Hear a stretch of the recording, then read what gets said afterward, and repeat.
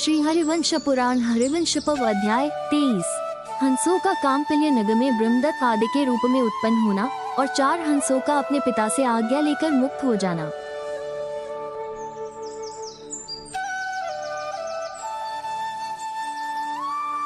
मार्कंडेय जी कहते हैं, तदनंतर योग धर्म में निरत रहने वाले उन 7 मांसचारी हंसों ने, जो पद्मगर्भ, अरविदाश, क्षीरगर्भ, सुलोचन, उरुबिंदु, सुबिंदु और हेमगर्भ नाम धारण करते थे, केवल जल और वायु का ही भक्षण करके अपने शरीर को सुखाना आरंभ कर दिया। इधर वो राजा अपने शरीर से प्रकाश फैलाता हुआ अपनी स्त्रियों को साथ ले उस वन में इस प्रकार घूमने लगा जैसे नंदनवन में इंद्र घूमते हों। राजन, उस राजा ने उन पक्षियों को एकाग्रता आदि बाह्य लक्षणों से योग धर्म में परायण देखा। इससे वो पक्षी भी योग साधन करते हैं। मैं मनुष्य होकर भी योग साधन न कर सका। इस प्रकार कुछ निर्विघ्न होकर उसी बात को सोचता हुआ अपने नगर को चला गया। उसके अनु शब्द की व्युत्पत्ति इस प्रकार है। अनून सूक्ष्म अर्थात हंति प्राप्नोति अनुह, सूक्ष्म तत्वों को समझने की शक्ति वाला नामक परम धार्मिक पुत्र था। वो अनु धर्म के सूक्ष्म तत्व के चिंतन में अनुरक्त था, इसलिए उसे अनुपद ब्रह्म के सूक्ष्म स्वरूप का बोध प्राप्त हुआ था। उसको शुक ने श्रेष्ठ लक्षणों वाली सत्यशील एवं अन्यान्य गुणों से संपन्न और सदा योग धर्म का पालन करने वाली अपनी कन्या कृत्वी अर्पित की थी। भीष्म, जैसा कि सनय कुमार जी ने पहले मुझे बताया था, वो सुंदरी कन्या कृत्वी पितरों की ही बुद्धिमती कन्या पीवरी थी। वो सत्य धर्म का पालन करने वाली नारियों में श्रेष्ठ थी।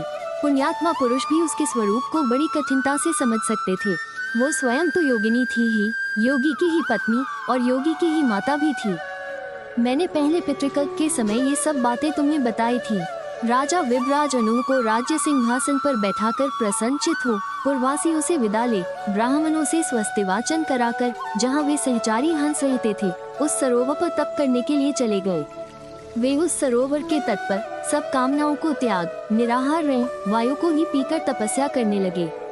भारत, उनका ये संकल्प था कि मैं उन योगी हंसों में से किसी एक का पुत्र बनकर उत्पन्न हूँ तो मैं भी योग धर्म का पालन कर सकूंगा।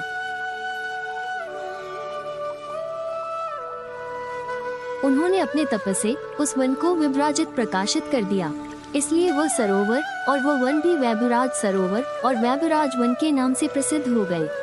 राजन, इसी समय उस सरोवर पर उन योग धर्म का पालन करने वाले 4 हंसों ने तथा योग भ्रष्ट 3 हंसों ने भी अपने शरीर को त्याग दिया।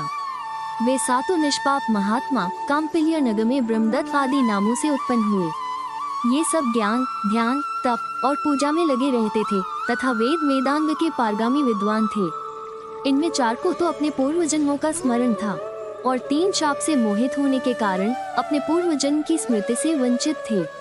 स्वतंत्र ने अपने पक्षी शरीर में जैसा संकल्प किया था उसी के अनुसार वो अनु के महायशस्वी पुत्र ब्रह्मदत्त के रूप में उत्पन्न हुआ।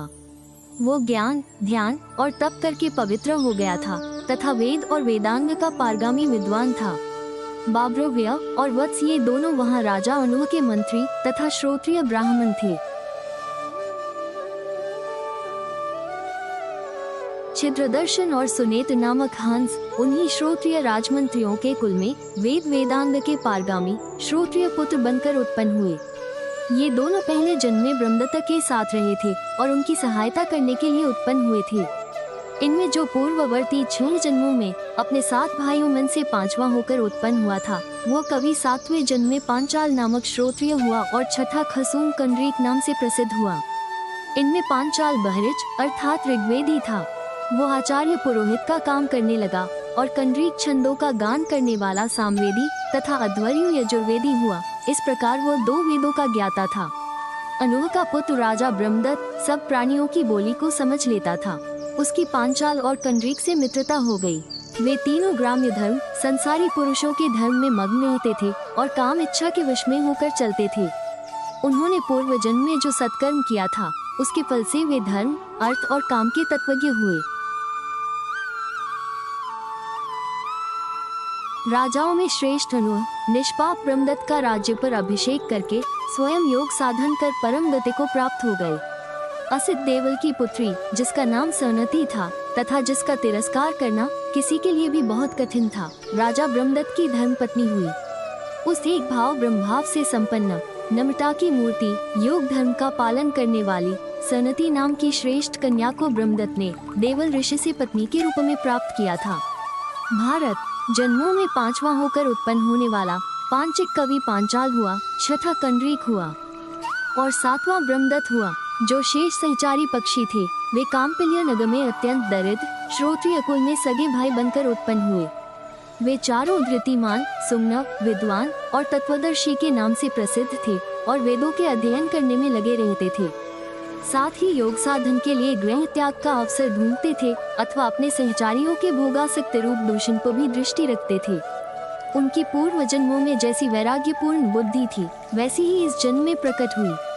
अतः ये सब सिद्ध पुरुष योग प्रायण हो घर से चलने के लिए उद्यत हुए।